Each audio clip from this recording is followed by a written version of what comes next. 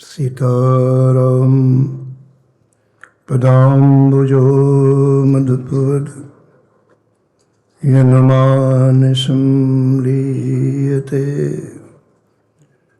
सीताराम गुणावली निशिदिवा यज्जीवया पीयते। सीताराम विचित्र रूप मनीषं यश्चक्षुषोर्भूषणं। सीताराम सुनाम धाम निर्तं तं सद्गुरुं संभजे। नीलाम्बुज श्यामल कोमलांगं सीतासमारोपित वामभागं।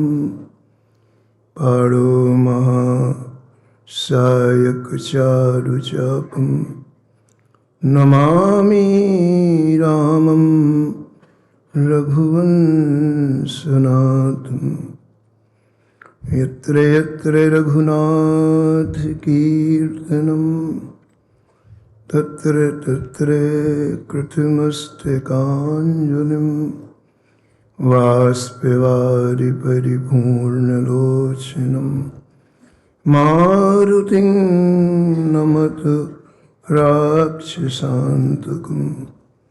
वाञ्छाकल्पतरुभ्यश्च कृपासिन्धुभ्येव च पतितानां पावनेभ्यो श्रीवैष्णवेभ्यो नमो नमः। भक्त भक्ति भगवंत गुरु चतुर्नाम वपुएक। इनके पद वंदन किए नासत विघ्न अनेक। हरिजू आए विराजिए कथा सुनहु इतिहास। तुम श्रोता या माल के तुम पद रज मम आस। तुम पीछे जो और हैं श्रोता हैं रस खान। तिनके सकल मनोरथ पुरवहु श्री भगवान। राधे राधे गोविंद गोविंद राधे।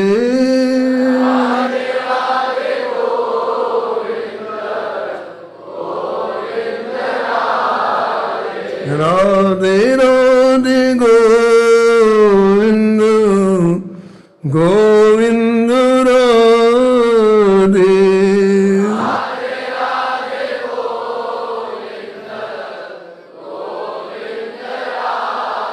राधे राधे गोविंद गोविंद राधे।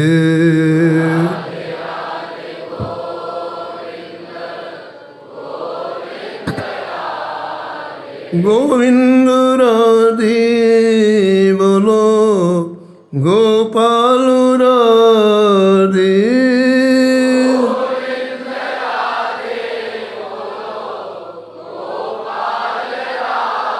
राधे राधे गोविंद गोविंद राधे।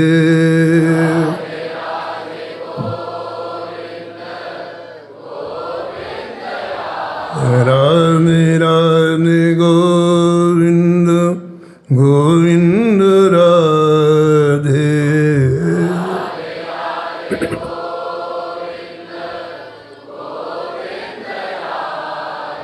श्री राधा रानी जी की, श्री राधा वल्लभ लाल जी की, श्री हितरवंश महाप्रभु जी की, श्री सेवक जू महाराज की, सब संत भगवान की, श्री बांके बिहारी लाल की, श्री जानकी वल्लभ लाल की, श्री मंगल मूर्ति हनुमान जी महाराज की, श्री स्वामी अग्रदास जी महाराज की, श्री नाभाजी महाराज की, श्री प्रियादास जी महाराज की, श्री वृंदावन धाम की, परम पूज्य अनंत श्री भूषित व्रजरस रसिक परम पूज्य श्री महाराज जी की, उनके सभी परिकरों की जय जय श्री राम।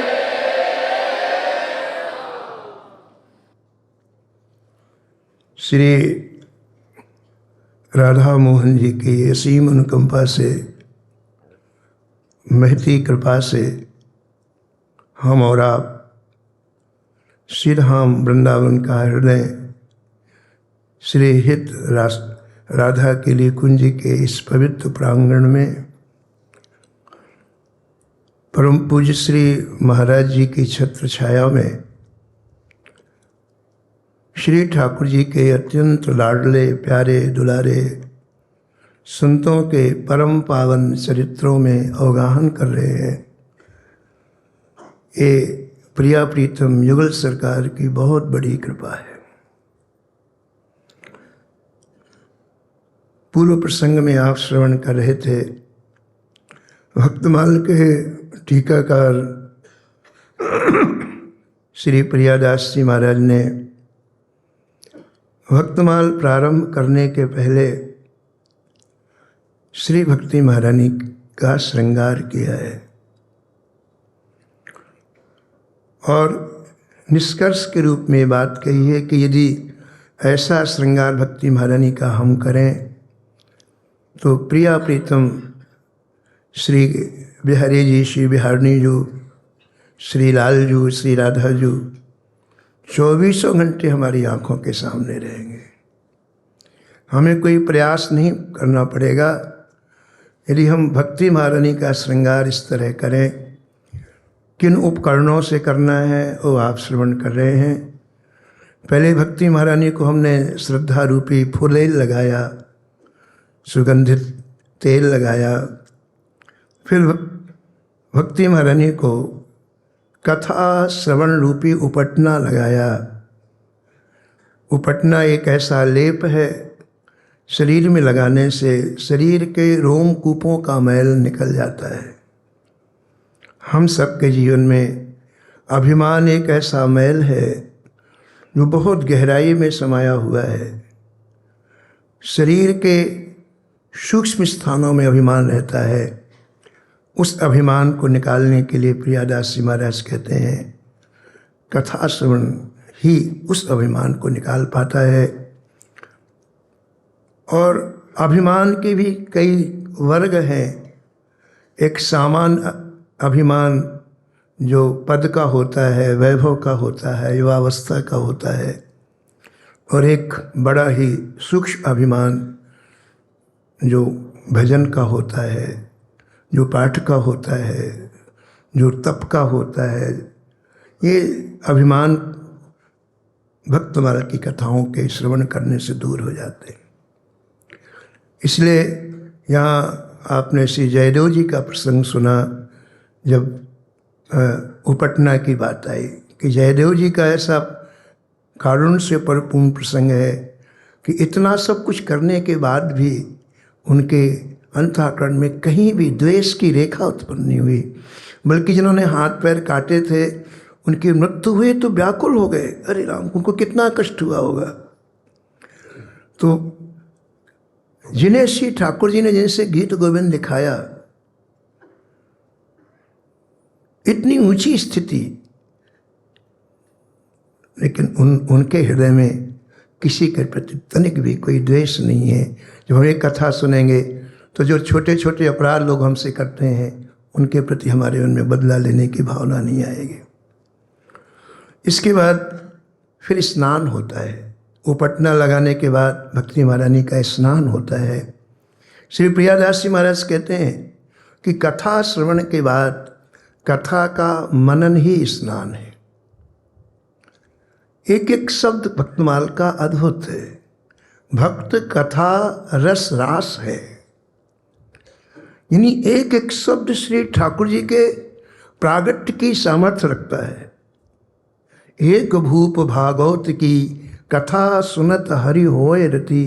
हरि में रति कितनी कितनी कठिन बात है, लेकिन यहाँ तो श्री नाभाजी महाराज कहते हैं एक कथा सुन लो भगवान में रति हो जाएगी। एक भूप भागवत की कथा सुनत हरि होय रति। तो इन शब्दों को मन में बैठाना, यही मनन है। कथा कम सुने हम, आराम से सुने हम, लेकिन उसको मन में बैठाते जाएं, ये कहने का तात्पर्य है। भक्ति महारानी का स्नान क्या है? मन में कथा के भावों को बैठाना। और जो मन में हम कथा के भावों को बैठाते हैं वो बड़ी जल्दी हमको फलीभूत होते हैं, बड़ी जल्दी रिजल्ट देते हैं, बड़ी जल्दी सद्या फलीभूत होते हैं। एक विनोद की बात सुनाएं हम आपको।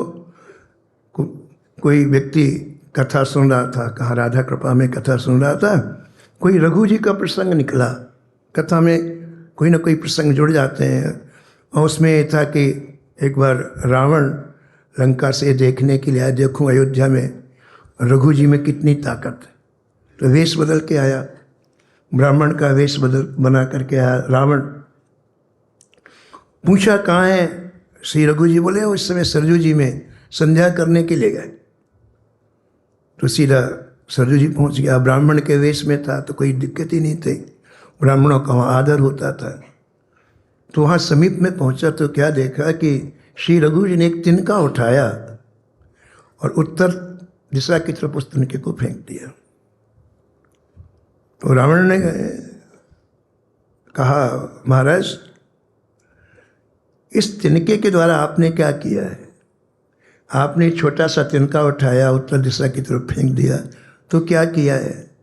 रघु जी ने कहा कि जंगल में एक गाय चल रही थी, एक खूंखार सिंह आया और जब गाय के ऊपर उसने पंजा उठा के हमला करने की कोशिश की तो गाय ने मन ही मन कहा, श्री महाराज रघु की दुहाई है, मेरे प्राणों की रक्षा कर दो। तो मैंने ये तिनका फेंका, वहाँ सिंह मर गया। जंगल में सिंह मर गया, उसको विश्वास नहीं हुआ, कहाँ यहाँ अयोध्या कहाँ? तो वो पता लगाने के लिए रावण गया, और गया तो उसने वास्तविक सिंह मरा हुआ देखा, गाय चढ़ती हुई देखा, तो इतना भयभूत हुआ, भाग के गया लंका छिपने के लिए, इतना भयभूत। तो उस व्यक्ति ने एक कथा सुनी। अब देखो मनन की बात सुनो आप, उसने मन में बैठा ली। उसने घर में कोई जागरण का काम रखा, रात्रि में संकीर्तन का कोई आयोजन किया उसने, तो टेंट में किया, क्योंकि 200 आदमियों को संकीर्तन करना था।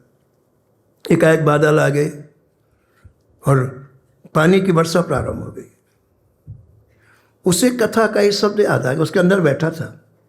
वो बाहर आया और हाथ जोड़ कर, हे रघु महाराज आपकी दुहाई है, पानी बंद करो हमारा कीर्तन नहीं हो पाए। वो बोला पानी बंद हो गया हमारे, बिल्कुल घनघोर वर्षा, 1 सेकंड में पानी बंद। ये है कथा को बैठाना। देखो आप शब्द को जब आप अंदर बैठाते हैं तो सद्या फलीभूत होता है, इसी को मनन कहते हैं। परम पूज्य महाराज जी श्री मथुरा दास जी महाराज श्री चतुर्भुज दास जी की कथा में सुनाते थे एक चोर की कथा। अभी माखन चोर की नगरी है ना, तो चोरों की भी कथा होगी यहाँ। एक चोर की कथा सुनाते थे। आपने कल सुना कि चतुर्भुज दास जी ने अपनी भक्ति के प्रभाव से, भजन के प्रभाव से संपूर्ण विमुख गौड़वाना देश को पवित्र धाम के रूप में बदल दिया, तीर्थ के रूप में बदल दिया। ये अद्भुत क्षमता महापुरुषों की है महाराज। रेगिस्तान को, जहाँ कुछ नहीं होता, वहाँ हरियाली, वहाँ हरा भरा वातावरण कर देते हैं। तो लोगों ने प्रार्थना की कि महाराज आप कुछ दिन यहाँ रुकें और हमें श्री ठाकुर जी की मंगलमयी कथा सुनाएं। तो चतुर्भुज दास जी रुक गए और अब कथा सबको इतनी अच्छी लगने लग गई, इतनी अच्छी लगने लग गई, क्योंकि सबकी वृत्तियाँ बदल गईं, सबका लक्ष्य बदल गया, सबको समझ में आ गया। कि भगवान के भजन के बिना कोई विकल्प ही नहीं है कि व्यक्ति शोक मोह विषाद से निकल सके। तो सबको कथा बहुत अच्छी लगती। नित्य प्रति 2 घंटे कथा होती, शाम को 4 से 6 बजे कथा होती और पूरे राज्य के लोग कथा सुनने के लिए। तो श्री महाराज जी सुनाते थे कि एक चोर था, तो रात में उसको चोरी करने को मिला नहीं, तो उसने कहा चलो आज दिन में चोरी करेंगे, चोरी तो करना है। तो प्रातःकाल 9 बजे वो चोरी करने के लिए निकला, मार्केट में गया, जहाँ बाजार होता है ना वहाँ गया और देखने लगा कि कहीं भी मेरे को थोड़ा सा भी अवकाश मिलेगा तो मैं चोरी करूँगा। तो मार्केट में जो पहला व्यक्ति आया उसने अपनी दुकान का दरवाज़ा खोला, साफ सफाई किया, वो देख रहा है बिल्कुल बड़ी गहरी दृष्टि से देख रहा है। साफ सफाई करने के बाद उसने अपनी तिजोरी खोली और जहाँ वो बैठता था ना गद्दी में, वहाँ उसने 2 थैलियाँ रखी, उनमें चांदी के 100 सिक्के थे। पहले चांदी के सिक्के चलते थे, वो इसलिए लोग रखते हैं कि जब व्यापार चालू होगा तो बार बार उठना नहीं पड़ेगा पैसे पास में लेने देने के लिए, तो रख लियो। अब देखो चोर की दृष्टि देखो आप, उसने थैली रखी और तिजोरी बंद करने के लिए, मान लो दीवार के पास तिजोरी है, यहाँ उसकी गद्दी है, इसने थैली रखी और दीवार के पास तिजोरी बंद करने के लिए जितनी देर में गया उतनी देर में चोर आया और थैली लेके चल दिया।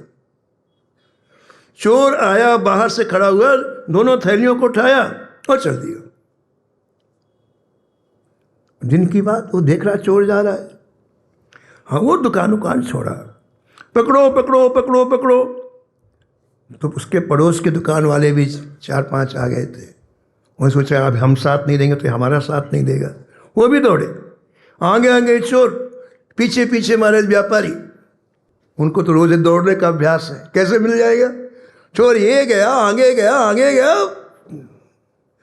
व्यापारी ने कहा भाई अब कैसे, चोरी हो गई, चोर चला गया, क्या करना चाहिए। एक व्यापारी बड़ा चतुर था, बोले देखो चला तो गया लेकिन उसके पैरों के निशान बने, पैरों के निशान के कहीं ना कहीं तो रुकेगा ये, उसके सहारे चलते हैं। तो चारों व्यक्ति जो थे व्यापारी उस चोर के पैरों के निशान के द्वारा चलने लग गए।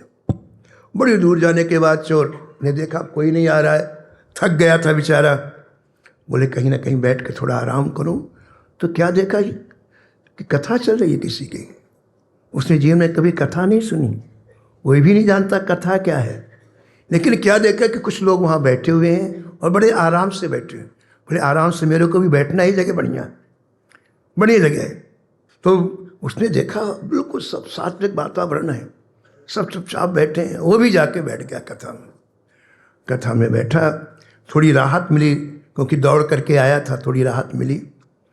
और उधर से चतुर्दास जी ने आज कथा के प्रकरण में पुराण की एक बात का उल्लेख किया। प्रियादास जी लिखते हैं, निकसी पुराण बात करे नयोगात दीक्षा, निकसी पुराण बात करे नयोगात दीक्षा, शिक्षा सुन शिष्य भयो यो पुकारिए, शिक्षा सुन शिष्य भयो यो पुकारिए। अब आप विचार करो, जिस व्यक्ति ने कभी कथा नहीं सुनी, उस व्यक्ति ने कथा में बैठ करके केवल ये 2 पंक्तियां सुनी। प्रियादास जी कहते हैं, श्री चतुर्दास जी ने आज ये बतलाया कि व्यक्ति जब संत सद्गुरुदेव से दीक्षा लेता है तो माया की परिधि से बाहर आ जाता है। व्यक्ति जब संत सद्गुरुदेव से दीक्षा लेता है तो माता पिता के द्वारा जो दिया हुआ जन्म रहता है वो जन्म वहीं समाप्त हो जाता है और उसका नवीन जन्म हो जाता है। श्री कृष्ण मंत्रोपदेशेनो माया दूर मुपागता, कृपया गुरुदेवस्य द्वितीयम जन्म कथ्यते। ये पुराण की बात है। अभी वो बैठा ही है और बैठते ही ये 2 पंक्तियां उसने कान से सुनी, और कान से सुनते उसने कहा, कितनी अच्छी बात है कि यदि सद्गुरुदेव से दीक्षा ले ली जाए तो उसका दूसरा जन्म हो जाता है, माया की पलिश से बाहर चला जाता है। कितनी बढ़िया बात आज सुनाई महाराज जी ने। तो मैं देर क्यों करूं, मैं क्यों देर करूं, जल्दी से जल्दी दीक्षा लेकर के ये जो मेरा चोर वाला जन्म है इसको समाप्त करूं और नवीन जन्म प्राप्त कर लूं। देखो, कथा तो कई लोग सुन रहे हैं, लेकिन उसने कथा को गंभीरता पूर्वक धारण किया। वो इन 2 शब्दों को हृदय में ले आया। कथा की महिमा देखो आप। जीवन भर का चोर एक क्षण कथा में बैठा और उसके मन में कितने सुंदर संकल्प उठने लग गए कि मैं गुरु दीक्षा लूं और भजन करूं। अनेक जन्मों के पुण्य जब एक साथ संचीभूत होते हैं तब भजन करने की इच्छा होती है। ऐसा नहीं होता है इस जन्म के नहीं, लाखों जन्म के पुण्य जब एक साथ उदित होते हैं। पूज्य कृपाती जी महाराज की बात है। पूज्य कृपाती जी महाराज कहते थे ऐसे नहीं होता भजन। लाखों जन्म के पुण्य जब एक साथ संचीभूत होते हैं तो व्यक्ति का संकल्प होता है भजन करना।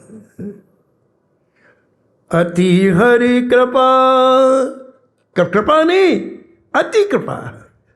अति हरि कृपा जाहि पर होई, अति हरि कृपा पाँव दे यही मार्ग सोई।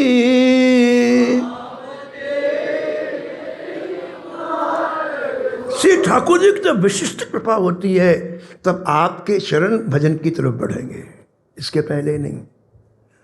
ये तो ठाकुर जी का कितना अनुग्रह है। चारों तरफ जहाँ आग लगी है, व्यक्ति ज्वालाओं से जल रहा है, कितने सुरक्षित स्थान में पूज्य महाराज जी ने हम सबको बैठा दिया। किसी ज्वाला का स्पर्श नहीं हो रहा है। कितने हम लोग महान भाग्यशाली हैं। तो विचित्र कथा की महिमा देखो आप कि अभी एक क्षण कथा में नहीं बैठा और कथा ने क्या तूफान क्या क्रांति लाई उसके जीवन में कि मैं इसी समय गुरु दीक्षा लूं और भजन करने का संकल्प उसके मन में बैठ गया। मैं भजन करूंगा। गोस्वामी जी ने जब रामचरितमानस लिखा तो आशुतोष भगवान शंकर ने आशीर्वाद दिया गोस्वामी जी को। कहा देखो, शंकर जी ने कहा देखो, ये जो तुम्हारी कथा है, जो व्यक्ति कहेगा, जो सुनेगा और जो मनन करेगा, मनन का समझ माने मनन करना, जो कहेगा और सुनेगा मनन करेगा वो तत्क्षण श्री राम जी के चरणों का अनुरागी हो जाएगा। जे यही कथई सने समेता, कहीं हैं सुनी हैं समुझ सचेता, हुई है राम चरण अनुरागी, कलिमल रहित सुमंगल भागी। तो महाराज जी उसने मनन किया कि दूसरा जन्म हो जाता है जब संत सदगुरुदेव से दीक्षा ले ली जाती है। और इतनी हृदय में उसके बाद बैठ गई कि वो बैठा नहीं रह पाया, खड़ा हो गया वो। इतने लोग सुने, उनसे कोई मतलब नहीं। उसके हृदय में ये बात इतनी बैठ गई कि दीक्षा लेते दूसरा जन्म हो जाता है, वो खड़ा हो गया। अब वो तो कथा कर रहे थे, उसने कहा गुरु जी कथा बाद में कर लेना। कई लोग ऐसे होते वो किसी की सुनते नहीं महाराज। बोले गुरु जी कथा बाद में कर लेना, एक जरूरी काम है। बोले क्या काम है? बोले मुझे दीक्षा दो। अब जितने श्रोता थे उनका कथा का प्रवाह रुक गया। सबको बड़ा गुस्सा आ रहा था कि बीच में कहां से बोल पड़ा है। उसको परवाह नहीं किसी की। जब तक गुरुजी ने उसकी तरफ देखा फिर बोला गुरुजी जल्दी करो, मुझे दीक्षा दे दो। तो चतुर्दास जी ने कहा भाई साहब विराजमान हो जाओ, ये जो 2 घंटे की कथा पूरी हो जान दो, फिर तुम जो कहोगे। बोले बिल्कुल नहीं। उन्होंने कहा क्यों भाई? बोले इसके पहले आपने कहा चित्त का कोई भरोसा नहीं, कब बदल जाए। 2 घंटे के बाद मेरा चित्त बदल जाए, मेरी दीक्षा लेने की इच्छा ना हो, इसलिए गुरु जी मेरा काम पहले करो, आप कथा बाद में कर लेना। हमारे कई लोग ऐसे जबरदस्त होते हैं कि मानना पड़ता है उनके। चतुर्भुज दास जी ने विचार किया कि कथा कहनी है तो इसकी बात माननी पड़ेगी, बैठेगा ही नहीं, ये चिल्लाता रहेगा। तो चतुर्भुज दास जी ने कहा, आ भैया आजा आजा आजा। अब उसके अंदर सही लगन थी महाराज जी, लगन सही थी, इसलिए वो ऐसे नहीं कहा थैली लेके गया, वो चोरी की थैली लाया था, वो पास में रखा तो थैली लेके गया। क्यों लेके गया? बोले दूसरे जन्म में थैली से क्या लेना देना, चोर वाले जन्म की थैली है, सब गुरु जी को दे दूंगा मैं, अब मैं कुछ नहीं रखूंगा अपने पास। तो दोनों थैली लेके गया और जाके प्रणाम किया, बोले महाराज मुझे दीक्षा दे दो। तो पूछा चतुर्भुज दास जी ने, भाई आप कैसी दीक्षा चाहते हो, घर में रह के भजन करना चाहते हो कि विरक्त? बोले पूरा विरक्त, विरक्त बना दो मुझे। चतुर्भुज दास ने कहा ठीक है भैया। तो उसको आचमन वगैरह करा करके जो पंच संस्कार है वो वहीं किए, कथा में किए। उसको कहा चलो एक कपड़े बदल के आओ, विरक्त वाले कपड़े दिए, कपड़े उसने पहने, बढ़िया क्या बात, अपने हाथ से तिलक लगाया, सारी प्रक्रिया की, और जप करने के लिए माला भी थी। और वो महाराज जी पूरा संत साधु वेश में आकर के जहाँ पहले बैठा था वहाँ बैठ गया और मन जप। इतने में वो आए, कौन? जिनकी चोरी की थी। वो पैरों के निशान देखते देखते आए, बोले इसके बाद इधर पैर नहीं है, इधर पैर है। तो जहाँ पैर थे ना जी निशान, वही कथा चल रही थी, झांक के देखा तो देखा रे ये तो महात्मा हो गया, अभी 1 घंटे पहले तो चोरी करके आया, ये महात्मा हो गया। पहचान गए हो, दिन की बात है। तो उसमें से कुछ समझदार भी थे, बोले देखो भाई अब दरवाज़ा तो एक ही है, निकलेगा तो यहीं से निकलेगा, इसलिए कथा में विक्षेप मत करो, कथा हो जाए फिर जो कुछ करना होगा। बोले ठीक है। तो वो लोग बाहर बैठ गए, कथा पूरी हुई और जैसे कथा को विराम हुआ वैसे वो दौड़े, चोर चोर चोर चोर, और जैसे उसको हाथ लगाया सब श्रोता ने विरोध किया, महात्मा जी को हाथ नहीं लगा, महात्मा अभी अभी चोरी करके है, इसने हमारी चोरी की है। एक नहीं सुनी महाराज, चारों को चारों पकड़ करके राजा के पास ले गए। महाराज हमारा न्याय कर दो, इसने रात में नहीं दिन दहाड़े चोरी की है, और यदि आप इसे कठोर दंड नहीं दोगे तो चोरी बहुत बढ़ने लग जाएंगी। राजा ने देखा ये महात्मा का स्वरूप है, तो राजा के मन में आया कि गलती सबसे हो जाती है, यदि ये अपनी गलती स्वीकार कर लेंगे तो थोड़ा सा दंड देके मैं छोड़ दूंगा।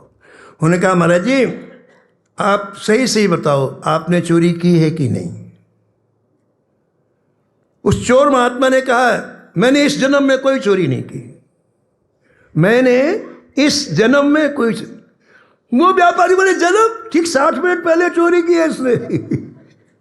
फिर पूछा राजा ने कि भाई सही सही बताओ आपने चोरी तो नहीं की? बोले मैं इस जन्म में चोरी। तो राजा चिढ़ गया। क्यों चिढ़ गया? कि देखो ये झूठ बोल रहा है महात्मा, इसलिए से दंड देना पड़ेगा, और चिढ़ने के बाद कठोर दंड दूंगा मैं। तीसरी बार बोला सही बात बताओ, नहीं मैं परीक्षा दूंगा कि तुमने चोरी की है कि नहीं की। उसने तीसरी बार भी कहा मैंने इस जन्म में कोई चोरी नहीं। बोले ठीक है फिर तैयार हो जाओ, मैं अभी परीक्षा लेता हूं तुम्हारी। परीक्षा कौन सी लूंगा? मैं एक बड़े लंबे चौड़े लोहे के फलक को भट्टी में गर्म करवाता हूं जल्लादों से, है ना, लंबा चौड़ा जैसे अपनी टेबल है ना, ऐसे इसकी आदि समझ लो, लोहे का मजबूत भारी टुकड़ा जल्लादों से कोयले में उसने गर्म कराया, लाल हो गया बिल्कुल। और कहा उस महात्मा से जो चोर महात्मा बना है उससे कहा देख तेरे को अपना हाथ आगे यूँ करना पड़ेगा, और इसके ऊपर ये लाल फलक रखा जाएगा लोहे का, अगर तेरा हाथ जल गया तो तूने चोरी की है, हाथ नहीं जला तो तूने चोरी नहीं की। स्पष्ट हो गया? यदि तूने चोरी की है तो हाथ जल जाएगा, और नहीं किया तो नहीं जलेगा। इसलिए एक बार मौका दिया जाता है। महाराज जी उसने यूँ हाथ कर दिया, सामने बिल्कुल लाल फलक लोहे का, वो जल्लाद उसने यूँ हाथ कर दिया, और आंख बंद करके एक बात कही जो उसके मन में थी। उसने बात ये कही कि हे गोविंद, यदि आपके पुराण सही हैं, यदि आपके शास्त्र सही हैं और यदि संत सही हैं तो मेरा एक रोमा भी नहीं जलना चाहिए। जब लिखा हुआ है कृपया गुरुदेवस्य द्वितीयम जन्म कर्तते, गुरुदेव की कृपा से दीक्षा देते ही दूसरा जन्म हो जाता है, तो मेरा एक रोमा भी नहीं जलना चाहिए। कहा रख दो। और वो गरम गरम फलक महाराज उस चोर के हाथ में रखा गया। 1 घंटे तक वैसे किया रहा। लाखों लोग खड़े, राजा सामने देख रहा है। राजा ने कहा जल्लादों से, अब निकालो ये लाल लोहे का टुकड़ा। जैसे निकाला महाराज, देखा कोई निशान ही नहीं। पहले श्री के हाथ 1 घंटे वो गरम लोहा रखा रहा, लेकिन पहले श्री के हाथ।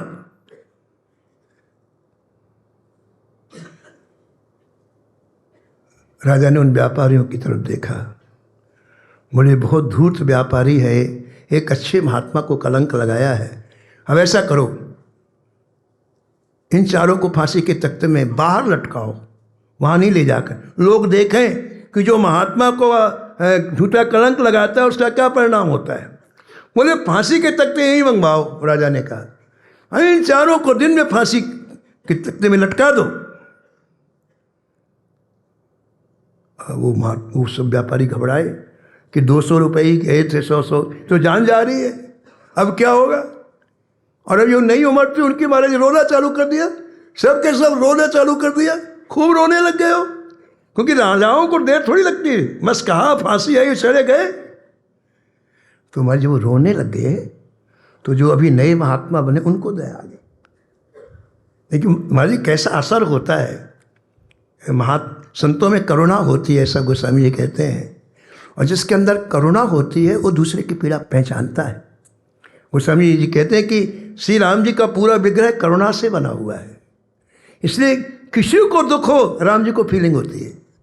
करुणा में रघुवीर गुसाई, बेग पाई है पीर पर आई। संतों को क्यों इतना दुख होता है कि सब लोग सुखी रहें, सब लोग सुखी रहें, करुणा है। सर्वे भवन्ति सुखिना सर्वे सन्तु निरामया, ये करुणा के कारण भाव रहता है। और कभी कोई संत किसी को दुख नहीं दे सकता है, इतनी करुणा होती है।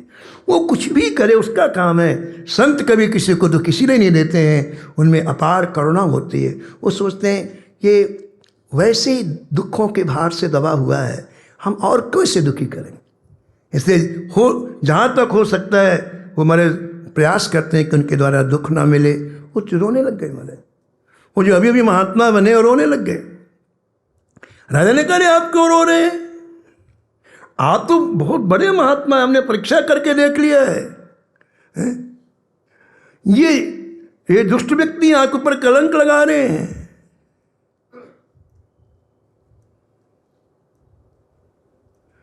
तब चोर ने कहा ये ठीक कह रहे, राजन मैंने चोरी की। बोले नहीं आप झूठ बोले, नहीं मैंने चोरी की है। आप जो कुछ मेरे जीवन में देख रहे हैं ये सत्संग का प्रभाव है। मैंने 1 मिनट के लिए सत्संग किया और उस सत्संग को आत्मसात कर लिया, उस पंक्ति को का मैंने मनन कर लिया। ये उसका प्रभाव है कि ये लोहे का लाल फलक मेरा रोमा भी नहीं जला पाया। यह देखो सत्संग प्रभाव, यह देखो सत्संग प्रभाव, तुरत चोरे को साहु बताऊं, फलीभूत हो तो विश्वास, जहाँ यस तुलसी दास प्रकाश, कौन्यो सिद्ध कि बिनु विश्वास, विनो हरि भजन की भोभे नाश, भोभे नाश। राजन मैं अपनी बात बताता हूँ। मैंने चोरी की थी, चोरी करने के बाद मैं सत्संग में आया, और वहाँ श्री चतुर्दास जी ने जब कथा में बात कही, मेरे हृदय में बात बैठ गई। मैंने वहीं पर दीक्षा ली और विरक्त वेश लिया, और इसलिए मेरे ऊपर उसका कोई प्रभाव नहीं पड़ा। राजा ने जब ये बात सुनी तो उन व्यापारियों को छोड़ दिया और कहा जैसे आपने मनन किया है कथा का, मुझे भी ले चलो उस कथा में, मैं भी कथा सुनूंगा और मैं भी अपने जीवन को महान बनाऊंगा। तो स्नान हो गया। अब स्नान के बाद शरीर को अंगोछे से पोंछा जाता है। भक्ति मारनी का अंगोछा क्या है? हम लोग स्नान करते हैं ना, वे शरीर को पोंछते हैं, तो अंगोछा से शरीर को पोंछा जाता है। भक्ति मारनी का अंगोछा क्या है? श्री प्रियादास जी महाराज कहते हैं दया ही अंगोछा है। हम प्राणियों में जो हम लोग दया करते हैं वे अंगोछा है। श्रद्धा के साथ श्रवण, श्रवण के बाद मनन, फिर मनन के बाद फिर दया होनी चाहिए। हम जब कथा श्रवण बार बार करते हैं, संपूर्ण प्राणियों में हमें भगवत दर्शन होने लगता है।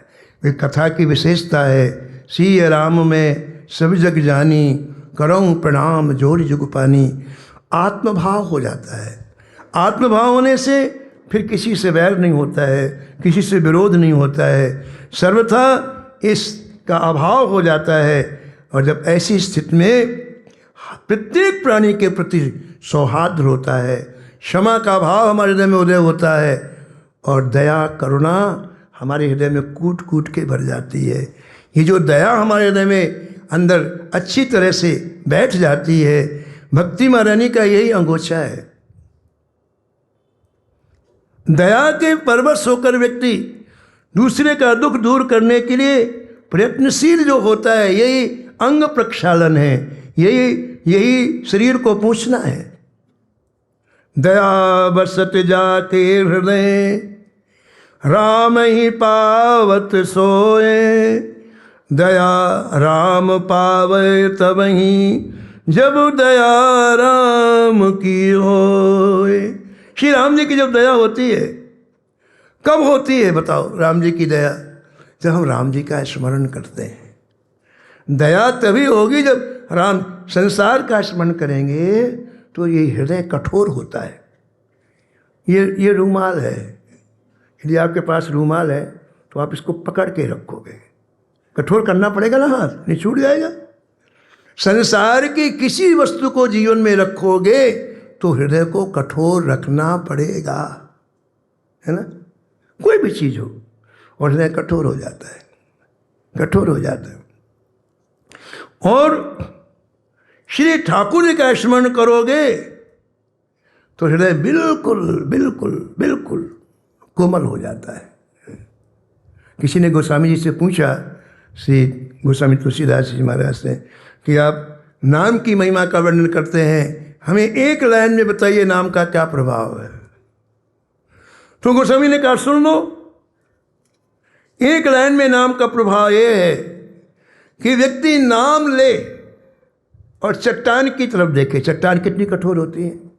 व्यक्ति मुख में नाम ले और चट्टान की तरफ देखे और चट्टान में कमल का पुष्प उत्पन्न हो जाए, ये है नाम की महिमा। सरोवर में नहीं, पानी में नहीं, चट्टान में कमल उत्पन्न हो जाए, ये नाम की महिमा है। इतना सरस बजाता है हृदय है। ये कमल क्या है? भक्ति है।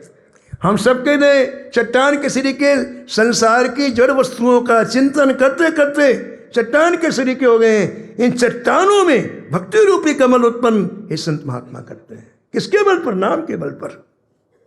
नाम प्रभाव सही जो कहे को, शिला सरोरु जानू। विनय पत्रिका की पंक्ति है, शिला में सरोरु जम जाए, कमल उत्पन्न हो जाए, ये नाम का है। तो हम जब स्मरण करते हैं ठाकुर जी का तो हमारा हृदय अत्यंत दया से भर जाता है। और इसीलिए भर जाता है, याद का उल्टा करो तो दया होती है। याद करते ना ठाकुर जी को, अब इसका उल्टा कर तो दया हो गई। हमने कोई गेंद फेंकी कहाँ, किसी दीवार में, फिर लौट के आती है। तो हमने याद किया तो लौट के हमारे अंदर दया आती है और हमारा हृदय दया से भर जाता है। वैष्णवानाम त्रयम कर्म दया जीवेषु नारद। श्री ठाकुर जी ने नारद जी से कहा वैष्णव के 3 कर्म हैं। पहला जीवों पर दया, सबसे पहला जीवों पर दया। दूसरा भगवान की भक्ति, तीसरा भक्तों की सेवा। इन 3 चीज़ें भगवान ने नारद जी को उपदेश दिया, उसमें दया सबसे पहले है। दया धर्म को मूल है, पाप मूल अभिमान, तुलसी दया न छाड़िए, जब लग घट में प्राण।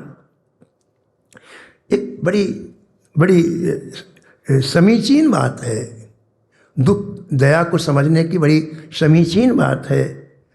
दूसरे के दुख को सहन ना कर पाना, यही दया है। हमारे सामने कोई दुखी व्यक्ति आ जाए कैसे भी, वो सहन ना हो हमसे, यही दया है। ऐसे कितने लोग हैं महाराज जी जो किसी दूसरे के दुख को सहन नहीं कर पाते हैं और उसके लिए कोई ना कोई उपाय करते हैं, प्रयास करते हैं इसका दुख दूर हो जाए। श्री रंती देव का नाम आपने सुना है, बड़ा सुंदर रंती देव जी का इसके साथ तालमेल बैठता है। इस कथा के साथ दया रूपी अंगोछे से पूछना दया क्या है। रंती देव जी का चरित्र आया है कि श्री रंती देव जी राजा थे और प्रजा को बहुत मानते थे, प्रजा को बहुत चाहते थे। और आकस्मिक एक बार अकाल पड़ा। अकाल ऐसा पड़ा कि सारी प्रजा भूखों मरने लग गई।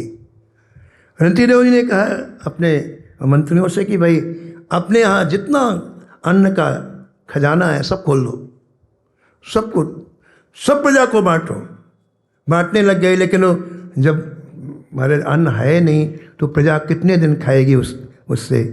आखिरकार प्रजा भूखी रहने लग गई और रंती देव जी के दुख का ठिकाना नहीं रहा। आपने विचार किया कि देखो जी, हम यहाँ महल में रहते हैं और महल में कुछ खाते पीते भी हैं, लेकिन ये पूरी प्रजा भूख के मारे व्याकुल है, ये हमारा धर्म नहीं है। देखो सहन नहीं हुआ। हमने अभी क्या करें, दुख सहन नहीं होता है। रंती देव को दुख सहन नहीं हुआ। रंती देव आधी रात में खड़े हुए और विचार किया, जैसी प्रजा बिना अन्न के रहती है वैसे मैं भी बिना अन्न के रहूँगा। ऐसा निश्चय कर लिया। आप चले, महल छोड़ के चले। कहाँ, एकांत में जंगल में रहूँगा, कुछ नहीं खाऊंगा, कुछ पीऊँगा ही नहीं। जैसे वो महल के कक्ष से निकलने लगे, रानी की नींद खुल गई। रानी ने पूछा महाराज कहाँ जा रहे हो। उन्होंने बताया मैं प्रजा का दुख नहीं देख सकता हूँ, अब मैं महल में नहीं रहूँगा। मैं महल के बाहर जैसे प्रजा कष्ट सहती मैं भी सोऊंगा। पत्नी कहा मैं भी चलूँगी। रानी तैयार हो गई। रानी 2 कदम चली, उनके एक पुत्र था, एक पुत्र वधू थी, दोनों खड़े हुए, हम भी चलेंगे पिताजी, हम भी चलेंगे।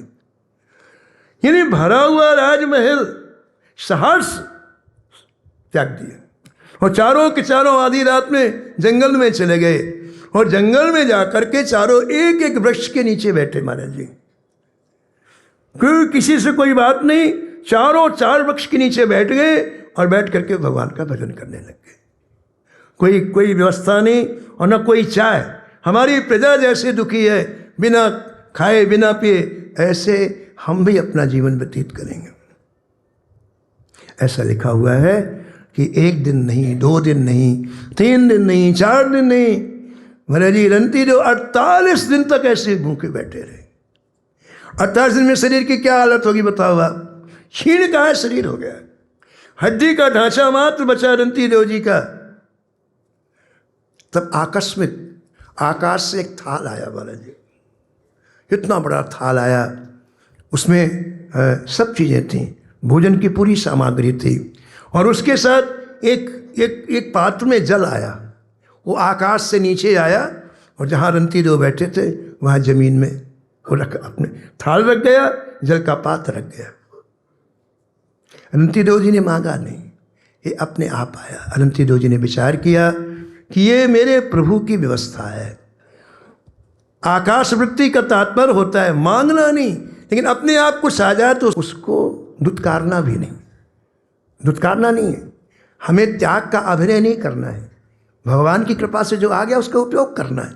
इसलिए उन्होंने जब थाल देखा उसको प्रणाम किया और विचार किया कि हम 4 व्यक्ति हैं, थाल में जितनी भोजन सामग्री है इसके 4 भाग होना चाहिए। उन्होंने उस थाल में किससे मतलब 4 भाग जैसे करना प्रारंभ किया। चावल के 4 भाग, रोटी के 4 भाग, सब्जी के, सब चीज़ थी उसमें करने। वैसे एक ब्राह्मण सामने से आया, महाराज मैं 7 दिन से भूखा हूँ, मैंने कुछ खाया नहीं, कुछ पिया नहीं, मेरे ऊपर कृपा करो महाराज, मुझे भोजन करा दो।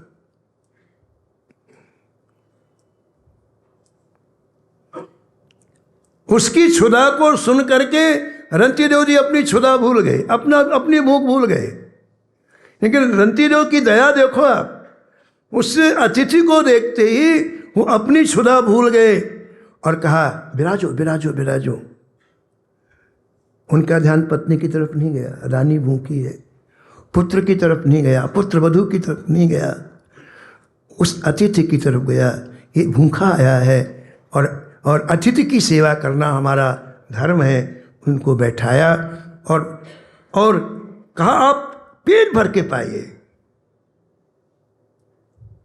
जब वो पूर्ण हो गए उन्होंने कहा अब हम जाते हैं, तो वहाँ से चले गए। अब जो आधा बचा उसके जब 4 भाग करने लग गए तो क्या देखा, एक चंडाल आ रहा हो, सामने से चांडाल आ रहा, काला शरीर है और पूरा बाल उसके बड़े बड़े हैं, विचित्र उसकी स्थिति है। महाराज मैं बहुत भूखा हूँ, मुझे कई दिनों से कुछ नहीं मिला है, महाराज मुझे दे दो, महाराज मुझे दे दो, महाराज मुझे दे दो। और जो आधा भोजन बचा था उस चंडाल को खिला दिया, वो चला गया। अब आपने सोचा कि जो जल में पात्र इसके 4 भाग कर लेते हैं, एक बड़े पात्र में जल भी प्रकट हुआ था, इसके 4 भाग कर लेते हैं। और जैसे उस जल के 4 भाग करने लग गए, इतने में एक कुत्ते की आवाज़ आई, भौं भौं भौं भौं। काला कुत्ता ऊपर मुख किए हुए आ रहा है। वो चांडाल अभी गया ही था थोड़ी दूर, वो पीछे मुड़कर कहा महाराज ये मेरा कुत्ता है, कई दिन से प्यासा है, इसको जल पिला दीजिए। और देखो आप उस स्थिति को देखो। 48 दिन के प्यासे स्वयं रंती देव, उनकी रानी, अभी नवीन उम्र की उनकी पुत्र वधू, उनका पुत्र, उन्हें जल नहीं पिलाया, उस कुत्ते को जल पिलाया। और जैसे कुत्ते को जल पिलाने लगे भगवान से सहन नहीं हुआ, भगवान प्रकट हो गए, हाथ पकड़ लिया रंती देव का, कहा रंती देव प्राणियों में तुम्हारी इतनी दया, हम बहुत प्रसन्न हैं, मांगो जो चाहिए, जो वरदान चाहिए मांगो, हम बहुत प्रसन्न हैं। महाराज जी, जो व्यक्ति सेवा करता है ना तो हृदय इतना निर्मल हो जाता है कि मांगने का बीज ही समाप्त हो जाता है। ये जो मांग है ना, इसके जो बीज है वही समाप्त हो जाते हैं। प्रहलाद जी से कहा भगवान नरसिंह भगवान ने मांगो, बोले महाराज मांगने का बीज समाप्त कर दो आप। ये बहुत चक्कर लगवाते हैं, डिमांड ही तो चक्कर लगवाते हैं, ये हो जाए, ये हो जाए, ये हो जाए, फिर मरे, फिर जन्म लिया, फिर उन चीज़ों को प्राप्त, फिर नई डिमांड, फिर नई मनोकामना, हमारे बीच समाप्त हो जाए। तो जो सेवा करता है ईमानदारी से, उसका अंतःकरण इतना निर्मल हो जाता है, वो नहीं मांगता है, वो नहीं मांगता है। पूज्य महाराज जी सुनाते थे कि एक जगह 20 साधक संकीर्तन कर रहे थे जंगल में। उनका नियम था कि दिन में तो जप करते और रात्रि में संकीर्तन करते। 20 साधक थे महाराज जी, 10 बजे से सुबह 3 बजे तक वो संकीर्तन करते और दिन में अपनी अपनी कुटिया में केवल जब, किसी कोई बातचीत नहीं। वो रात में ही मिलते थे और फिर दाम संकीर्तन करते झूम झूम के। तो संकीर्तन कर रहे थे और इतनी मस्ती में कर रहे थे संकीर्तन आज कि भगवान से रहा नहीं गया, भगवान प्रकट हुए, भगवान प्रकट हुए, भगवान नारायण, भगवान साक्षात प्रकट हुए उनके बीच में। और वो इतने मस्त, उनको देखने की फुर्सत नहीं कि भगवान खड़े हैं। वो हरि बोल हरि बोल हरि बोल हरि बोल लगे हुए महाराज जी। और ठाकुर जी सामने आके प्रकट हो गए। ठाकुर जी ने कहा बड़े विचित्र लोग हैं, हम दर्शन देने के लिए हमसे कोई बात ही नहीं कर रहा। तो एक का कंधा पकड़ के हिलाया अब इतनी देर खड़े हो गए, एक का कंधा पकड़ के हिलाया। बोले देखो भाई, हम तुम्हारे कीर्तन से बहुत प्रसन्न हैं और वरदान मांगो जो तुमको चाहिए, हम बहुत प्रसन्न हैं। तो माँ जी उसने ऊपर से नीचे तक देखा, कहा ठीक है प्रभु मैं वरदान मांगता हूँ। बोले मांगो। बोले दोनों हाथ ऊपर करो, ठाकुर जी से कहा। क्या ऊपर हाथ करो हाथ? ठाकुर जी ने ऊपर कर। बोले बोलो हरि बोल हरि बोल हरि हरि बोल, केशव माधव गोविंद बोल, हरि बोल।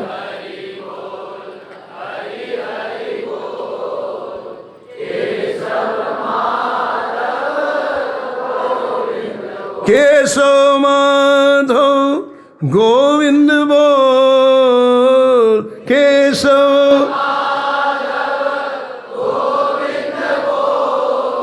केशव माधव गोविंद बोल,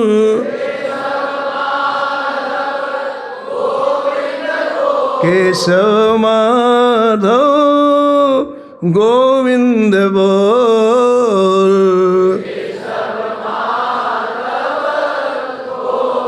हरि बोल हरि बोल हरि हरि बोल, हरि बोल हरि बोल, केशव माधव गोविंद बोल।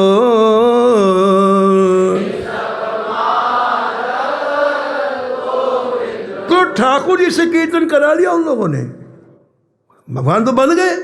बोले बड़े बड़े कीर्तन करो, हमें इसमें आना, हमें कुछ नहीं चाहिए, अंतःकरण में कोई इच्छा नहीं, करो कीर्तन। भगवान को अपने नाम का कीर्तन कर रहे हैं। ये मस्ती है हमारा, ये मस्ती है। तो कहा ठाकुर जी ने हम बहुत खुश हैं, जीवों के ऊपर तुम्हारी इतनी दया है। रंती देव जी से बोले इसलिए वरदान मांगो। इतनी हमारी जो भगवान और भक्तों की बात होती इतनी सुंदर होती, इतनी रस्में होती है, उसके लिए शब्द नहीं है। सो सुख जाने मन अरुकाना, नहीं रसना पह जाए। इसी का नाम भक्तमाल। भक्त और भगवान की जो बात होती उसी का नाम भक्तमाल। और इतनी सरस होती, इतनी हाई क्लास की होती है कि वो कहीं है ही नहीं है। उसी को रसास्वादन करना चाहिए। अब सुनो, आप श्री ठाकुर जी कहते हैं हम बहुत प्रसन्न हैं, तुम्हें जो चाहिए वो वरदान मांगो। और रंती देव जी कहते हैं प्रभु अब आपका दर्शन हो गया, अब क्या मांगना है? आपका इन नेत्रों से दर्शन हो रहा है सुंदर, अब क्या? भगवान बोले नहीं, हम जब खुश होते हैं तो हम देते हैं भाई, हम बहुत खुश हैं, दो तो हम देंगे, मांगो क्या चाहिए। बोले दोगे? बोले हाँ। फिर पूछा दोगे? बोले हाँ। अरे भाई क्यों बार बार पूछ? देंगे देंगे देंगे। बोले फिर दो। इस समय नरक में जितने जीव पड़े हैं, रंती देव जी मांग रहे हैं वरदान, इस समय नरक में जितने जीव पड़े हैं प्रभु उन सबको इसी समय वैकुंठ पहुंचाओ, और उनके जो दुष्कर्म है, पाप के कर्म के फल के भोग हैं, मैं नरक में रहकर अकेले भोगूंगा, चाहे कई कल्पों तक रहना पड़े। वरदान सुनो आप, जितने जीव नरक में पड़े आप इसी समय वैकुंठ भेजो, और उनके दुष्कर्मों का फल मैं अकेले भोगूंगा। जेते जग के जीव हैं, जेते जग के जीव हैं, ते सब लगे आनंद, सगरे के दुर्भाग फल, सगरे के दुर्भाग फल, मैं भोगो दुख द्वंद, मैं भोगो दुख द्वंद। महाराज ठाकुर जी देखते रह गए रंती देव। इन संतों की बड़ी महिमा है महाराज, इनको कोई पा नहीं सकता, इनमें कितनी करुणा है, कितनी दया है, इसकी कोई सीमा नहीं। तो ये भक्ति महारानी का अंगोछा है जिससे हम शरीर को पहुँचते हैं। दया होना या प्राणियों पर दया करना, ये भक्ति महारानी का अंगोछा है। पूज्य महाराज जी श्री मथुरा दास जी महाराज श्री रामानुजाचार्य जी कथे सुनाते थे श्री रामानुजाचार्य जी में कितनी दया है। श्री नाभा जी ने एक पंक्ति लिखी है मूल छप्पे में, आप सुनो।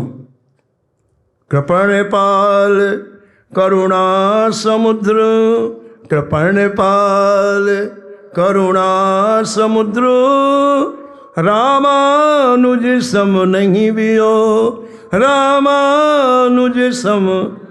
सहस्यास उपदेश करी, सहस्वास उपदेश करी, जगत उदाहरण जतन कियो, जगत उदाहरण जतन कियो।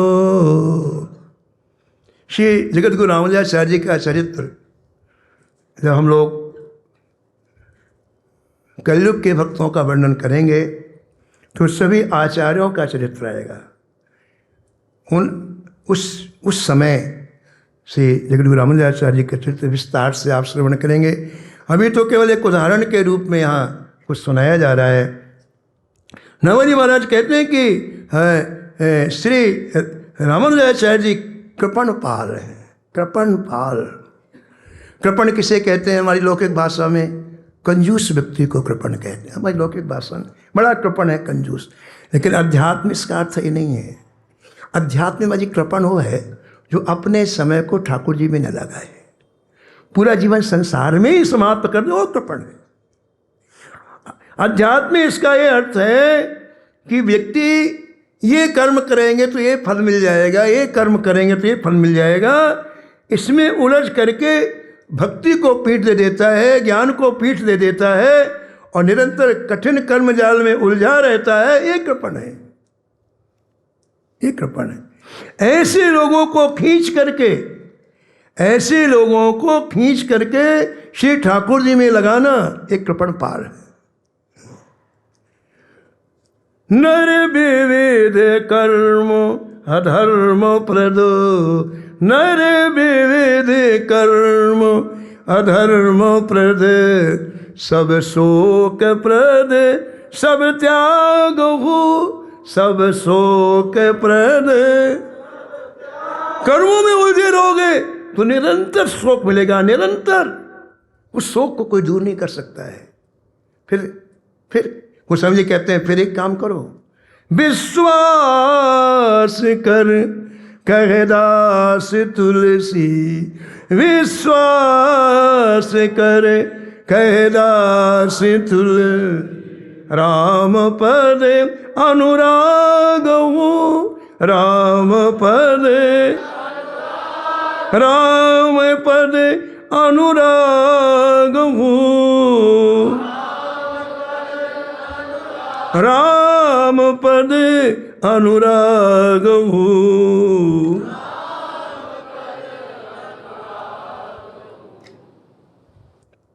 एक छोटा सा चरित्र आया है श्री रामानुजाचार्य जी के चरित्र में। श्री रामानुजाचार्य जी श्रीरंगम में श्री रंगनाथ का ब्रह्मोत्सव देख रहे थे। यहाँ भी ब्रह्मोत्सव होने वाला है। श्री ठाकुर जी की जो सवारी निकलती है, यात्रा निकलती है रथ में बैठा करके, उसे ब्रह्मोत्सव कहते हैं। तो यही समय था, श्रीरंगम में ब्रह्मोत्सव हो रहा था महाराज जी, और अपार जन समूह उस उत्सव को देखने के लिए आया था और चारों तरफ जय जयकार हो रही थी। तो श्री रामानुजाचार्य जी भी एक ऊंचे स्थान से खड़े होकर के उस उत्सव को देख रहे थे। उन्होंने क्या देखा कि एक व्यक्ति एक नवीन युवती के आगे आगे एक छतरी लगा करके उल्टा चल रहा है। जैसे वो युवती यूँ आ रही ना, तो वो उसकी तरफ मुख करके छतरी लगा के उल्टे पैर चल रहा है। अब वो कहाँ गिरेगा कहाँ नहीं गिरेगा ये भी उसे कुछ पता नहीं है, लेकिन वो उसकी तरफ देख करके पीछे पीछे आ रहा है। तो आश्चर्य हुआ, इतने लोग सीधे चल रहे हैं, ये कैसा व्यक्ति है और ये कैसा निर्लज्ज व्यक्ति है कि इतने लोगों के बीच में इस तरह से चल रहा है। वो आपने उसको एक गहरी दृष्टि से देखा और दृष्टि से देखने के बाद आपने एक सेवक को भेजा, बोले इसको बुला के लाओ। उनका शिष्य था, वो दौड़ करके आया और कहा आपको जगत गुरु रामानुजाचार्य जी बुला रहे हैं। उस समय इतना प्रभाव था इन आचार्यों का कि बुलाए तो जाना ही है। तो वो उस नवयुवती को वहीं छोड़ करके जगत गुरु रामानुजाचार्य जी के पास गया, प्रणाम किया। हमें तुम्हारा क्या नाम है, कहाँ से आए हो? उसने अपना परिचय दिया। हमारे यहाँ पास में एक निचलापुर नामक गांव है, मैं वहाँ का हूँ, और वैसे मैं जन्मजात पहलवानी का काम करता हूँ। आज मैं ये उत्सव देखने के लिए आया हूँ। बोले अच्छी बात है भाई, लेकिन तुम ये क्या काम कर रहे हो? उल्टा क्यों चल रहे, सीधा क्यों नहीं चलते हो? उसने साफ बात कह दी जो उसके हृदय में थी। संतों के पास साफ बात कहने से बहुत अच्छे रिजल्ट आते हैं। रिजल्ट ये आते हैं कि उनको दया आती है और आपके जीवन को सुधार देते हैं। तो उसने कहा कि महाराज, आपने पूछा कि तुम उल्टा क्यों चलते हो, सीधा क्यों नहीं चलते हो, पीछे गिर पड़ते हो, फिर उठते हो, फिर चलते हो, छतरी लगा के क्यों चलते हो?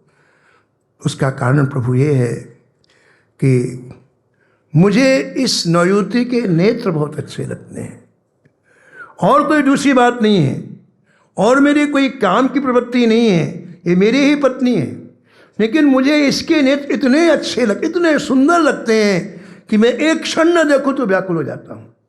तो मैंने छतरी इसलिए लगा रखी है कि कहीं इसके नेत्र धूप में कुम्हला ना जाए, और मैं उल्टा इसलिए चलता हूँ कि एक क्षण नहीं देखूंगा तो मैं बेहोश हो जाऊंगा। इसलिए महाराज मैं इसके नेत्रों को देखते देखते चलता हूँ। धनुदास कहे कर जोर में, धनुदास कहे कर जोर में, नहीं प्रभु अनंग अधीन, नहीं प्रभु अनंग अधीन, एक नयन सम नयनता याके नयन सम नयनता याके नयन सम नयनताई, ताते भयो में लीन, ताते भयो में। बस इनके नेत्रों को देखते ही मैं सब कुछ भूल जाता हूँ भगवान, और मेरी कोई दूसरी बात नहीं है, एक इसके नेत्र मुझे बहुत अच्छे लगे। अब देखो आप, पारखी लोगों की दृष्टि कितनी महान होती है।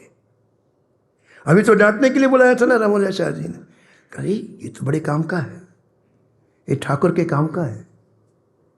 इसके जितनी तल्लीनता इसके नेत्रों में है, उतनी तल्लीनता ठाकुर जी से जोड़ दी जाए, ऐसा काम बन जाएगा। तल्लीनता तो है ना, उसको केवल मोल्ड करना है। नदी का प्रवाह है, खेत में लगा दोगे सिंचाई हो जाएगी। अभी जो बेट से जा रहा है, खेत में पानी बढ़िया सिंचाई हो, तो प्रवाह है ना इसके जीवन में। तो बहुत शीतलता पूर्वक बोले, अभी तो गुस्सा थे शीतल। बोले देखो धनुर्दास, एक काम सुनो तुम, यदि हम तुमको इससे भी सुंदर नेत्र दिखा दें तो? बोले बाद मैं इसको भूल जाऊंगा, मुझे तो नेत्र देखने का एक चस्का सा लगेगा हमारे जी। बोले फिर क्या दे रहे, आ जाओ शाम के, आज श्रीरंग जी की संध्या आरती में आ जाओ, आ जाओ। वो उत्सव पूरा हो गया, वो घर गया, पत्नी को घर छोड़ करके ठीक 7 बजे रंग जी की आरती होती थी, ठीक 7 बजे आया। श्री रामानुजाचार्य जी वहीं मिले, आके प्रणाम किया। उसको अपने समीप में खड़े होकर के श्री रामानुजाचार्य जी ने श्री ठाकुर जी से कहा, जय जय, एक बार आपके सुंदर सुंदर नेत्र से दिखा दो बस। श्री रामानुजाचार्य जी ने कहा, ठाकुर जी ने बोला दिखाए नेत्र अपने, नव कंज लोचन कंज मुख करे, नव कंज लोचन कंज मुख करे, कंज पद कंजारुणम। महाराज खंड पर्यंत नयन, ठाकुर जी के नेत्र इतने नहीं होते, यहाँ तक होते, बिल्कुल यहाँ से लेकर। सबरी को मतंग ऋषि ने समझाया कि सबरी जब तेरी कुटिया में राम जी आएंगे ना तो उनके नेत्रों को देखना। तो सबरी ने कहा मैं कैसे पहचानूंगी राम जी को, मैंने तो कभी देखा है नहीं। तो गुरु जी ने कहा जब तेरी कुटिया में राम जी आए तो कुछ नहीं देखना, राम जी के नेत्र देखना। ठीक है, फिर राम जी की बाहुओं को देखना। नेत्र ठाकुर जी के कर्ण पर दिखाई पड़ेंगे और बाहु ठाकुर जी के घुटनों के नीचे तक, आदान बाहु है ठाकुर जी। और सबरी तेरे यहाँ जब राम जी आएंगे तो सोने चांदी हीरे मोती का मुकुट पहन के नहीं आएंगे, जटाओं का मुकुट। तेरे यहाँ राम जी आएंगे तो उनके गले में कोई ये अलंकार के आभूषण नहीं होंगे, वनमाला होगी।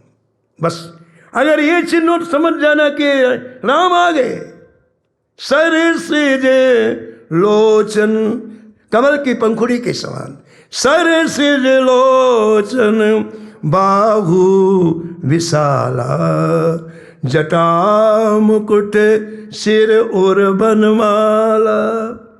ऐसे ही आज श्री ठाकुर जी ने आचार्य जी की सिफारिश से, श्री रामानुजाचार्य जी की सिफारिश से इतने सुंदर नेत्रों का दर्शन कराया।